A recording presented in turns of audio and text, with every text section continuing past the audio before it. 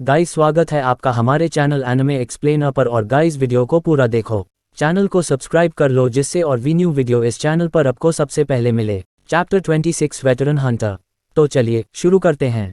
पश्चिम शाखा के लोग निश्चित रूप से परेशान करने वाले हैं। छाया से भरे जंगल के अंदर ताम कियान एर के चेहरे पर गुस्से का भाव था। ये लोग म्यूचेन को परेशान करने के लिए आते रहते हैं, इसलिए मिट्टी की मूर्ति भी मन ही मन क्रोधित होगी। केवल एक औसत दर्जे का व्यक्ति ही ईर्ष्या की चपेट में नहीं आएगा। म्यूचेन केवल मुस्कुराया। उसने अपने पीछे बहुत दूर तक देखा और कहा, हालांकि वह लियू मोबाई मुझसे काफ़ी ईर्ष्यालु लगती है। मुझे नहीं लगता कि मैंने उसके साथ बहुत अधिक बातचीत की है। लियू मोबाई, ताम कियान एव ने भौहें चढ़ा दी और कहा, वह तुम्हारे साथ सौदा करना चाहता है। या आप ऐसा क्यों सोचेंगे कि लियू यांग, एक नवागंतुक जो हाल ही में हेवन क्लास में चढ़ा है, चेन टोन को लाएगा? ये संभवतः लियू मोबाई द्वारा उकसाया गया था। वह आध्यात्मिक मार्ग के पागल व्यक्तियों से काफ़ी मिलता जुलता है, लेकिन उसमें केवल उपलब्धि की थोड़ी कमी है। म्यूचेन ने फीकी आवाज में कहा, वह आदमी भी वास्तव में परेशान करने वाला है। ताम कियान एर का चेहरा थोड़ा ठंडा हो गया, लेकिन वह तुरंत चिंतित हो गई। लियू मोबाई से निपटना इतना आसान नहीं है। लियू यांग उसके समान स्तर का नहीं है। जब से उन्होंने नॉर्डर्न स्पिरिचुअल एकेडमी में प्रवेश किया, लियू मोबाई ने हमेशा नॉर्डर्न स्पिरिचुअल एकेडमी के सबसे मजबूत खिताब पर अपना दबदबा बनाए रखा। ऐसा लगता है कि इन वर्षों में वह कभी नहीं हारा था। ओह सही, म्यूचेन, आपको उस लियू मोबाई से सावधान रहना चाहिए। मैं उस आदमी को समझ नहीं पा रहा हूँ। हालांकि मैं उसके खिलाफ पहले भी लड़ा था, फिर भी मैं बुरी तरह हार गया। फिर भी लियू मोबाई ने अपनी पूरी ताकत का इस्तेमाल नहीं किया। मो लिंग ने उसके बगल में गंभीरता से कहा, वरिष्ठ मो लिंग, आप पहले से ही आध्यात्मिक आंदोलन के अंतिम चरण में हैं। अगर लियू मोबाई आपको हराने में सक्षम होता। तान किंगशान आश्चर्यचकित था और वह इन शब्दों को बोलने से खुद को नहीं रोक सका। मोलिंग धीरे से अपना सिर हिलाया और कहा, संभावना है कि लियू मोबाई पहले ही आध्यात्मिक रोटेशन चरण में आगे बढ़ चुके हैं। वह आदमी वास्तव में शक्तिशाली है। ताम कियान एर का चेहरा गंभीर हो गया। अगर ये सच होता तो परेशानी जरूर होती। आध्यात्मिक आंदोलन चरण और आध्यात्मिक रोटेशन चरण के बीच का अंतर बहुत बड़ा था। जब उसने इस बिंदु तक सोचा तो उसने म्यूचेन को देखा। लड़के का चेहरा अब भी पहले जैसा शांत था और उस पर हल्की मुस्कान थी। उस शब्दहीन चुप्पी और शांति ने ताम कियान एर, मोलिंग और तान किंगशान के दिल के भीतर की चिंताओं को अचानक कम कर दिया। उनके सामने वाले लड़के के पास किसी प्रकार की जादुई शक्ति थी। इसने दूसरों को विश्वास दिलाया कि वह आम लोगों की नज़र में कई असाधारण चीजें कर सकता है। हालांकि आध्यात्मिक रोटेशन चरण अद्भुत है, यह ऐसा अस्तित्व नहीं है जिससे निपटा नहीं जा सकता। ये परेशानी भरा हो सकता है, लेकिन अगर लियू मोबाई को कार्रवाई करनी है तो उन्हें एक निश्चित कीमत चुकानी होगी। म्यूचेन ने धीरे से कहा। उनके शब्दों में कोई घमंड नहीं था, केवल, इससे कोई फर्क नहीं पड़ता कि यह आध्यात्मिक मार्ग में था या ग्रेट थाउजेंड वर्ल्ड में। अगर किसी के पास उसके प्रति कोई विचार है तो परिणाम की परवाह किए बिना वह निश्चित रूप से उन्हें इसकी कीमत चुकाएगा। इसे भूल जाओ। चलिए अभी इस बारे में बात नहीं करते। उत्तरी आध्यात्मिक क्षेत्र प्रशिक्षण शुरू हो गया है। हमें भी अब आधिकारिक तौर पर शुरुआत करनी चाहिए। आप दोनों हमारे प्रतिस्पर्धी माने जाते हैं। म्यूचेन ने मुस्कुराते हुए मो लिंग और टैन किंगशान की ओर देखा। तो फिर हमें पहले हमला करके फायदा उठाना चाहिए। मो लिंग और टैन किंगशान ने एक दूसरे को घूर कर देखा और आगे बढ़ते हुए जमीन पर जमकर प्रहार किया। वे इस समय उत्तरी आध्यात्मिक क्षेत्र के सबसे बाहरी क्षेत्र में थे। यहाँ आध्यात्मिक जानवर काफी दुर्लभ थे। केवल आगे बढ़ने से ही वे उनसे मिल पाएंगे। म्यूचेन उन दोनों के चले जाने पर घूरता रहा। वह अपनी हंसी बर्दाश्त नहीं कर सका। फिर उसने धीरे से अपनी हथेलियां रगड़ी और उसकी काली आंखों में थोड़ी सी उत्तेजना दिखाई दी। काफी समय हो गया जब उसने दूसरों का शिकार किया। अगर वह अब नहीं हिला तो उसे डर था कि वह जंग खा जाएगा। चलो भी चलते हैं। म्यूचेन ने ताम कियान एर की ओर एक लहर निर्देशित की और उसकी गति अचानक तेज हो गई।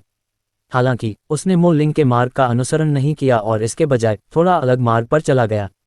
आध्यात्मिक मार्ग के परीक्षण के दौरान उन्हें समझ में आया कि आध्यात्मिक जानवरों के पथों को कैसे ट्रैक किया जाए। उन दोनों ने गति बढ़ा दी। 10 मिनट के भीतर वे धीरे धीरे उत्तरी आध्यात्मिक क्षेत्र के बाहरी इलाके में प्रवेश कर गए। कभी कभी दूर से दहाड़ने की आवाजें आती थीं। ताम कियान एर म्यूचेन के पीछे पीछे चल रही थी। लड़की का सुंदर चेहरा थोड़ा घबराया हुआ था। वह जानती थी कि अगर वे इस तरह की खतरनाक जगह पर आध्यात्मिक जानवरों से घिरे होंगे तो वे अपनी जान गंवा देंगे। और जब वह घबराहट से अपने आसपास को देख रही थी, म्यूचेन का शरीर अचानक रुक गया। वह बिना किसी सुरक्षा के सीधे उस पर टूट पड़ी। लड़की का कोमल और नाजुक शरीर म्यूचेन की पीठ पर दब गया। इस कोमल एहसास ने म्यूचेन को झपकाने पर मजबूर कर दिया। उसके पीछे तांग कियान एर शर्मा गई और जल्दी से पीछे हटने की कोशिश की। हालांकि उसका हाथ म्यू चेन ने पकड़ लिया था। इससे पहले कि तांग कियान एर अनावश्यक रूप से संघर्ष करती, म्यू चेन ने पहले ही अपना हाथ थोड़ा हिला दिया था। उसकी आंखें जंगल में घुस गईं और सीधे सामने की ओर देखने लगीं। तांग कियान एर ने भी उस नज़र का अनुसरण किया और उसे खुली जगह का एक टुकड़ा दिखाई दिया। उसने देखा कि वहां 2 रक्त लाल शरीर थे जिनके माथे पर एक काला सींग था। ये दोनों जीव बाघ और सुअर के समान थे। वह इत्मीनान से इधर उधर घूम रहा था और लगातार छेद कर रहा था। ये निम्न श्रेणी का आध्यात्मिक जानवर ब्लड स्वाइन टाइगर है, म्यू चेन ने धीरे से कहा। ये दोनों ब्लड स्वाइन टाइगर एक आध्यात्मिक आंदोलन चरण मध्य चरण की ताकत पर प्रतीत होते हैं। हालांकि इस जानवर की त्वचा मोटी होती है, इसलिए इसे आध्यात्मिक आंदोलन चरण के अंतिम चरण से होने वाले चौतरफा हमले को सहन करने में सक्षम होना चाहिए। यदि यह उन्माद में प्रवेश करता तो यह असाधारण रूप से भयंकर होता। प्रत्येक व्यक्ति के लिए एक। क्या ये ठीक है? म्यू चेन ने तांग कियान एर को देखा। लड़की का सुंदर चेहरा थोड़ा पीला पड़ गया था, लेकिन फिर भी वह अपना सिर हिलाने में कामयाब रही। ये संभवतः पहली बार था कि वह किसी आध्यात्मिक जानवर का सामना करने जा रही थी। चिंता मत करो, मैं यहाँ हूँ, म्यू चेन ने उसे सांत्वना देते हुए मुस्कुराया। हाँ, तांग कियान एर ने धीरे से अपने दांत पीस लिए और उसका पतला हाथ एक छोटी तलवार पर टिक गया। वह म्यू चेन को नीचे नहीं खींचना चाहती थी। उसे अपने परिणामों के लिए कड़ी मेहनत करनी होगी। चलो चलें, म्यू चेन ने धीरे से कहा, जैसे उसका शरीर बाहर की ओर दौड़ रहा हो। दहाड़! जब म्यू चेन दिखाई दिया तो 2 ब्लड स्वाइन टाइगर्स ने अपनी लाल आंखें उसकी ओर कर दीं। उन्होंने दहाड़ निकाली और उनके शरीर से एक खूनी रोशनी निकली। बैंग! कांपते कदमों के साथ ब्लड स्वाइन टाइगर में से एक ने म्यू चेन की ओर लाल बत्ती की एक लकीर की तरह हिंसक रूप से हमला किया। जब दूसरे ने उसका पीछा करने की योजना बनाई तो आध्यात्मिक ऊर्जा में लिपटी एक तेज टूटी हुई चट्टान ने उसकी नाक पर जोरदार प्रहार किया। इससे वह लड़खड़ा गया और उसकी लाल लाल आंखें उस नाजुक लड़की को घूरने लगीं। इसने दहाड़ निकाली और आगे बढ़ गया। म्यू चेन ने ब्लड स्वाइन टाइगर को देखा जो उसकी ओर बढ़ रहा था। उसकी आंखें घबराई नहीं बल्कि उत्साह की एक झलक झलक उठी। उसने ठोकर मारी और वास्तव में सीधे उस पर हमला कर दिया। एक इंसान और एक जानवर एक दूसरे से टकराते रहे। प्रचंड हवाओं ने पत्तों को जमीन पर गिरा दिया। जैसे ही वे दोनों टकराने वाले थे, म्यू चेन के शरीर ने अचानक एक तिरछा कदम उठाया। उसके दाहिने हाथ ने एक तेज खंजर पकड़ लिया और गहरे काले रंग की आध्यात्मिक ऊर्जा तेजी से उसके चारों ओर लिपट गई। म्यू चेन के दाहिने हाथ ने एक चाप खींचा। जैसे ही ब्लड स्वाइन टाइगर वहां से गुजरा, काली रोशनी दिखाई दी और ब्लड स्वाइन टाइगर की आंखों से खून निकलने के साथ ही एक ठंडी रोशनी चमकी। ब्लड स्वाइन टाइगर अपने पीछे के बड़े पेड़ से बुरी तरह टकरा गया। विशाल वृक्ष धराशायी हो गया और जमीन हिल गई। ऐसा लग रहा था मानो ब्लड स्वाइन टाइगर पागल होकर चिल्ला रहा हो। उसकी खून से लाल आंखों की जोड़ी पर म्यू चेन ने वार किया और वह अंधा हो गया। दहाड़! दर्द ने ब्लड स्वाइन टाइगर को लगभग पागल बना दिया। इसने दिशा बदलने और म्यू चेन पर लापरवाही से चार्ज करने के लिए हवा में मौजूद गंध का इस्तेमाल किया। उसके शरीर को ढकने वाला याल खड़ा होने पर कांटेदार तार की तरह लग रहा था। यह एक स्टील के किले की तरह था। हालांकि म्यू चेन काफी शांत लग रहा था क्योंकि वह उग्र ब्लड स्वाइन टाइगर का सामना कर रहा था। उसने एक कदम उठाया जिससे ब्लड स्वाइन टाइगर को उसकी ओर से लापरवाही से हमला करने की अनुमति मिल गई। जब भी ब्लड स्वाइन टाइगर उसके शरीर के पास से गुजरता, तेज धार वाला खंजर ताज़ा और गर्म खून लेकर आता। गर्म खून धीरे धीरे खंजर से नीचे लुढ़कता। अंत में ब्लड स्वाइन टाइगर ने एक तीखी चीख निकाली और उसके शरीर ने हिलना बंद कर दिया। म्यू चेन ने शांति से खंजर निकाला और विशाल ब्लड स्वाइन टाइगर को काट दिया। वह अनुभवी दृष्टिकोण उन साहसी लोगों को भी चौंका देगा जो आजीविका के लिए आध्यात्मिक जानवरों का शिकार करते थे। यह ऐसी चीज नहीं थी जो इस उम्र के लड़के में होनी चाहिए। ब्लड स्वाइन टाइगर से निपटने के बाद म्यू चेन ने तांग कियान एर की ओर देखा। इस वक्त लड़की थोड़ी मुश्किल स्थिति में थी। हालांकि ब्लड स्वाइन टाइगर के शरीर पर कई खून के निशान थे, मोटी चमड़ी वाले ब्लड स्वाइन टाइगर के लिए यह मूल रूप से निर्जन था। दहाड़! ठीक इसी समय ब्लड स्वाइन टाइगर जो तांग कियान एर से उलझ गया था, उसने शायद अपने मरने की चीखें सुनी होंगी। साथी इसकी रक्त लाल आंखें तुरंत लाल हो गईं और इसका मूल रूप से विशाल शरीर वास्तव में सूज गया। यह उन्माद में चला गया।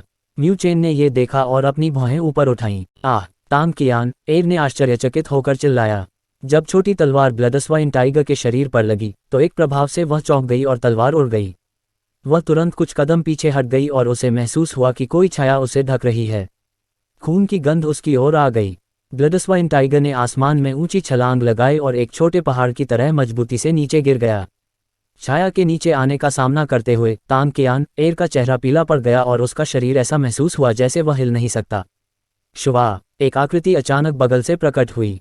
इसकी भुजा उसकी पतली कमर के चारों ओर लिपटी हुई थी और एक गहरी काली आध्यात्मिक ऊर्जा उसके हाथ में खंजर के माध्यम से फैल रही थी। एक अंधेरी रोशनी की तरह इसने ब्लडस्वाइन टाइगर के पेट को नीचे से काट दिया, तोड़ दिया। ताज़ा खून नीचे गिर गया। हालांकि इसमें बदबूदार आंतें और आंतरिक अंग भी शामिल हैं। ब्लडस्वाइन टाइगर के भारी दबाव से बचने के लिए जब वे जमीन पर लुढ़क रहे थे तो म्यू चेन ने तांग कियान एर को पकड़ रखा था। ब्लडस्वाइन टाइगर ने हिलना बंद करने से पहले एक पल के लिए संघर्ष किया। ये स्पष्ट था कि इसने अपनी जान गंवा दी है। वाह! जब म्यू चेन ने देखा कि उन्होंने सफलतापूर्वक 2 ब्लडस्वाइन टाइगर से छुटकारा पा लिया है तो उसने हल्की सांस छोड़ी। फिर उसने लड़की के संघर्ष को अपनी बांह के भीतर महसूस किया और मुस्कुराते हुए उसने उसे छोड़ दिया। उसने कहा, क्या तुम ठीक हो? तांग कियान एर ने अपना सिर हिलाया क्योंकि उसका चेहरा लाल हो गया था। उसने 2 मृत ब्लडस्वाइन टाइगर को देखा और उसकी खूबसूरत आंखों में आश्चर्य प्रकट हुआ। वह समझ गई कि इन 2 मृत ब्लडस्वाइन टाइगर को इतनी तेजी से बाहर निकालने का पूरा श्रेय मूल रूप से म्यू चेन को था। तुम इतने अद्भुत क्यों हो? मैंने ब्लडस्वाइन टाइगर के खिलाफ इतने लंबे समय तक लड़ाई लड़ी, फिर भी मैं उसे मारने में असफल रहा। तांग कियान एर यह कहने से खुद को नहीं रोक सकी। इसके महत्वपूर्ण हिस्सों पर सीधे निशाना लगाना सबसे अच्छा है। कुछ और लोगों को मारने के बाद आपको इसकी आदत हो जाएगी। म्यू चेन 2 ब्लडस्वाइन टाइगर के पास जाने से पहले मुस्कुराया। उसका खंजर उसके सिर के आर पार हो गया और लाल बत्ती बुझ गई। प्रकाश के 2 मुट्ठी आकार के गुच्छे धीरे धीरे ऊपर चढ़े। प्रकाश के झुरमुट के अंदर आप स्पष्ट रूप से एक लघु ब्लडस्वाइन टाइगर और उससे निकलने वाली हल्की हिंसक आध्यात्मिक ऊर्जा के उतार चढ़ाव को देख सकते हैं। यह आध्यात्मिक जानवर का आत्मासार है।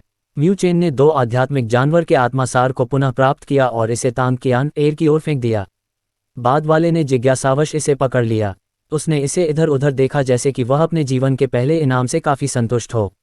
म्यू चेन ये दृश्य देखकर हंसे बिना नहीं रह सका। उसने अपने खंजर से खून पोंछा और गहरे इलाकों की ओर देखने लगा। उसकी जीभ ने उसके होठों को धीरे से चाटा। ऐसा लगता है कि पहले की खूनी घटनाओं ने उसकी दबी हुई इच्छा को फिर से जगा दिया। चलो चलें, ये केवल शुरुआत है। म्यू चेन ने तांग कियान एर से बात करते हुए अपना सिर झुका लिया। फिर उसने फिर से बड़े कदम उठाए। आध्यात्मिक जानवर के इस स्तर में अभी भी चुनौती की थोड़ी कमी है। दोस्तों, कृपया मेरे चैनल को सब्सक्राइब करें और वीडियो को एक लाइक करें। तो मिलते हैं कल एक नए वीडियो के साथ।